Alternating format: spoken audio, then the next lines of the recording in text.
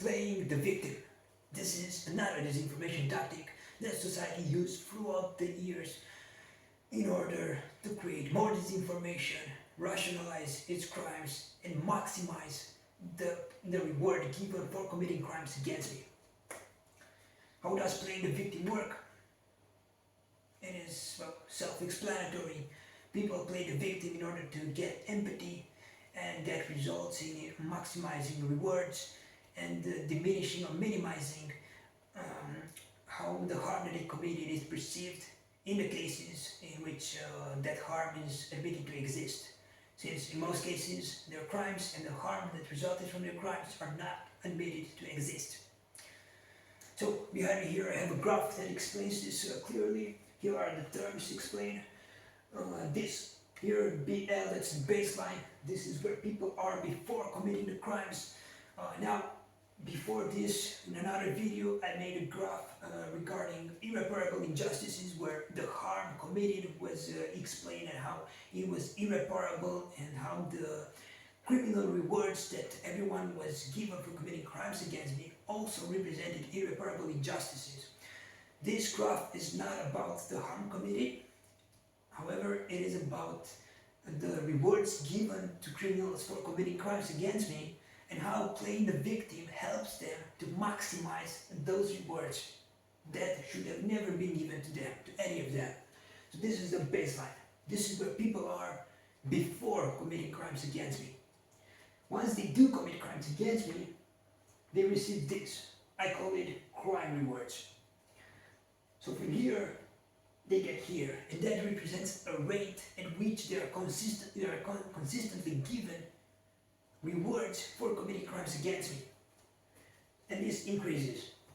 Now, occasionally, some of the truth, a small percentage of the truth, makes it through the walls of society's delusional system, through its psychotic bubble, and it makes it into that bubble.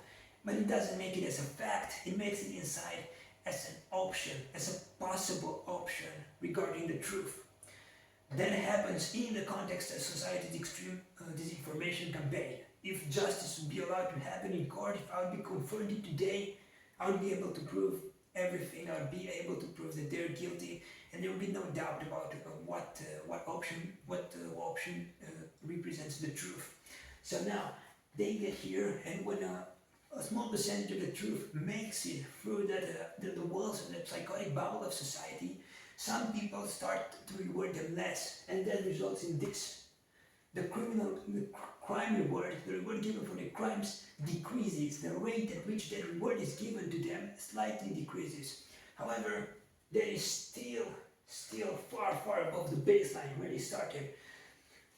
But what do? They play the victim. They pretend that this here, that's the real loss. Well, it's not actually a loss because the reward given to them for committing crimes against me slightly decreases. However, that is the loss that takes place when bits of the truth make it through society's delusional system.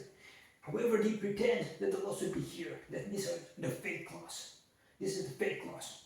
They pretend that as a result of that small bits of the truth making it through, they pretend that you'll be worse off than before. That is the playing the victim disinformation in this context. And what does this do? It creates empathy. And empathy results in more rewards. So they're trying to get from here back to here. How does that apply in a normal context? Well, recently, in one of my journals, I provided an example of this exact concept of this disinformation tactic, and I'll provide it now as well. It is simple. It is extremely easy to understand. So I was working in a pizzeria a few years ago, and as usual, as it always happens in the context of this inhumane phenomenon, from day one, when I arrived there, everybody started making up false stories, and they defamed and dehumanized me and harassed me on a global stage using those false stories, those extremely negative false stories. This happened every day, everywhere I went, in the context of this inhumane phenomenon. It was once again 100% predictable. The government created an environment where people could legally commit these crimes against me in the context in which committing these crimes against me was always rewarded. This resulted in the entire society being conditioned to commit these crimes against me for an expected reward, knowing that there was never any negative consequence. And that is exactly what happened. I went there, they committed crimes against me, and society rewarded them. One of these rewards represented to offer an increased demand to that pizzeria, and an increased demand resulted in increased profit. So if this baseline here is the normal progression of the profits of how that business would have grown in a normal context, the rate at which the profit increased grew all the way here to the crime reward. This is the crime reward. The crime reward made this difference. It resulted into an enormous profit that was artificially created as a direct result of this criminal reward that is offered to people who commit crimes against me. So they got here. Now, at the time, I was providing proof, I was providing common sense, and I was making it public, and it was all extremely obvious. So even in the context of this disinformation campaign, of this psychotic bubble that society created to reject the existence of its atrocities, even in this context, a little bit of the truth made it through that bubble, maybe not as an absolute fact, but as an option of potentially being true. So then, what happened? Some of the people, some of the members of society noticed this and decided not to reward that type of behavior. So the reward that was given for committing crimes against me slightly decreased from here to here. As you can see, it is still far, far above the baseline. So they didn't stop receiving criminal rewards for committing crimes against me, but that the rate at which they received that reward slightly decreased. That was all that happened. However, in order to create this information and to get back from here to here, they pretended that those negative, this bit of truth that made it through society's psychotic bubble, got them all the way here. They pretended that they were worse off than they were before I showed up there. And that was presented in the actions of the manager at the time. He started sending people home stating that the business had nothing to do, business was going broke, there was no demand, that he couldn't keep people working there because he would have lost money, and so on. He created this non-existent problem in order to create this information, in order to create empathy. So how does that work?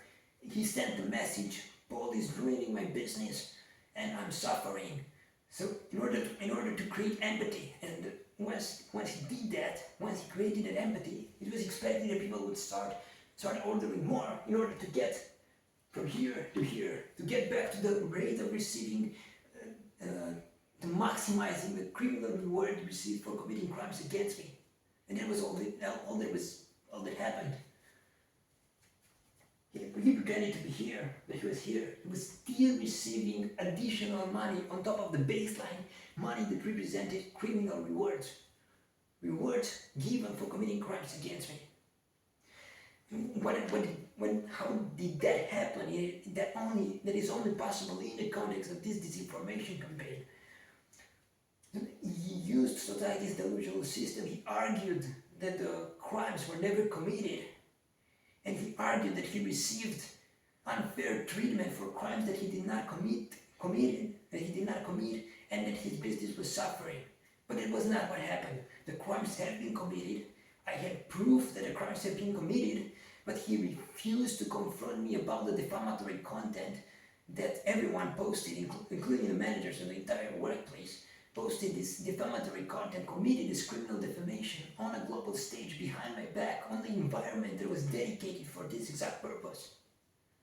So when everybody did that, I knew that they did that, so I knew that they posted that content there, I knew that they committed those crimes. They knew it as well.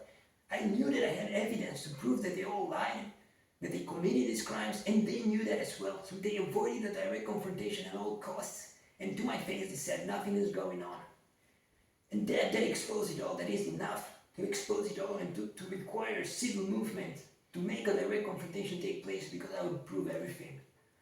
However, that's not what happened, because everybody is involved and society is collectively guilty of this entire series of irreparable injustices and crimes. So as it was always the case, their false stories were incorporated in society's delusional system.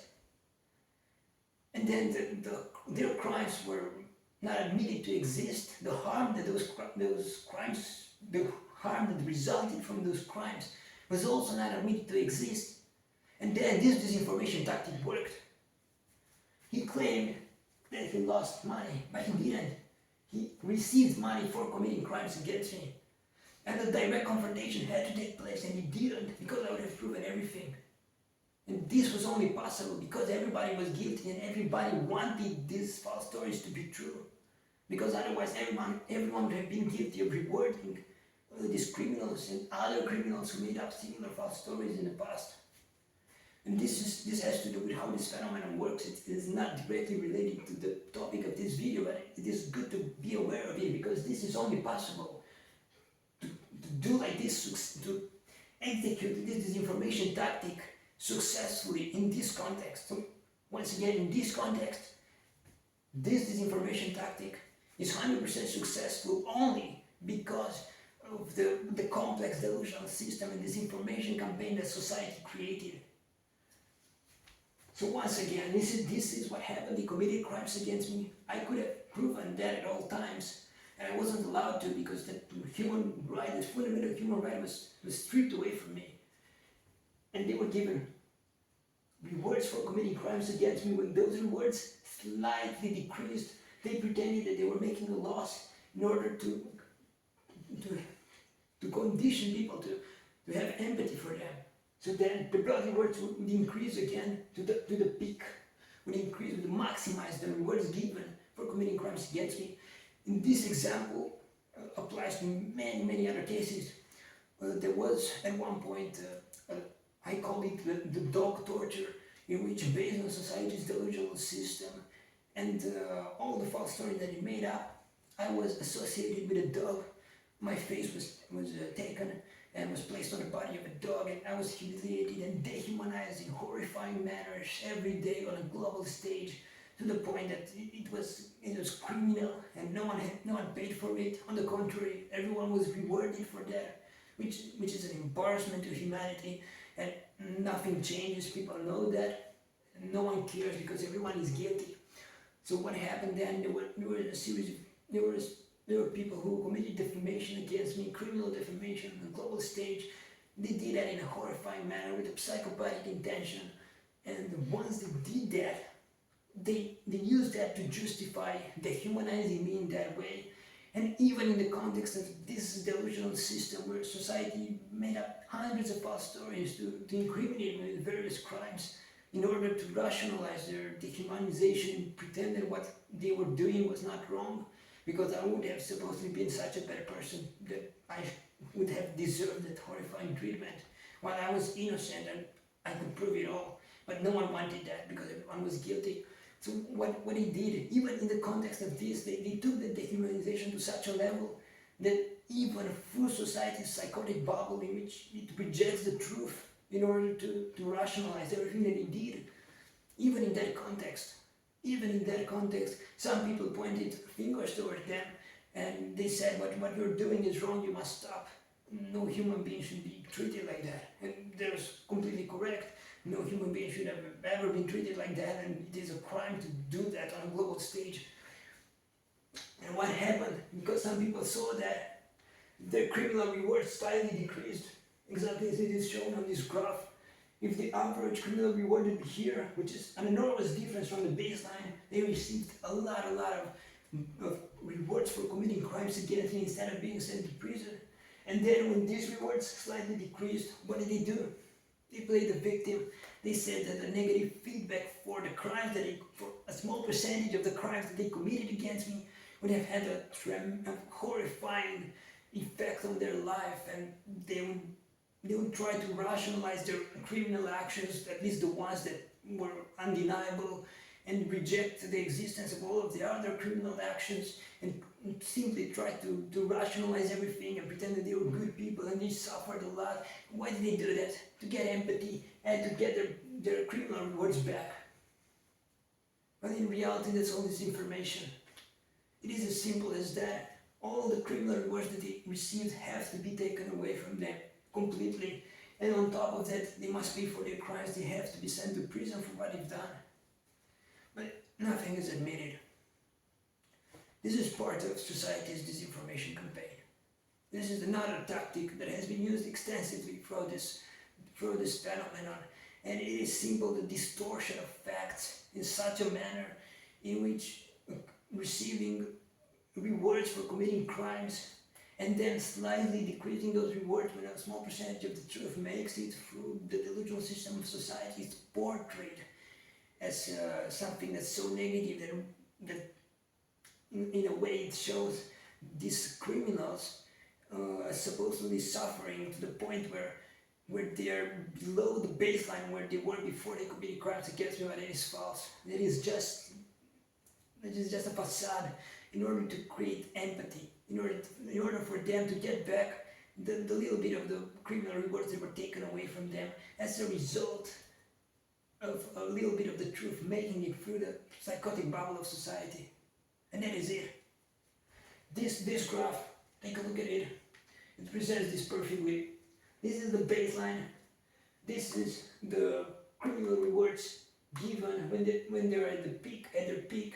That is the maximum rate of receiving criminal rewards that grows exponentially, in many cases at least. And then when the truth makes it through society's psychotic bubble, not the entire truth, but only a small percentage of the truth, and not as an absolute fact, but just as an option, the criminal rewards slightly decrease.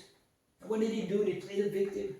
In order to get empathy, they reject all their crimes, the existence of all their crimes. What they cannot reject, they try to rationalize and portray that image that they would be good people who suffered a lot as a result of negative feedback. And what it does, it gets the rewards, the criminal rewards back from here to here, which is an atrocity. And there is nothing to debate. If justice would be allowed to take place in court today, I would prove everything today, then all their criminal rewards would have to be taken away. And on top of that, they would have to pay for their crimes. That is reality.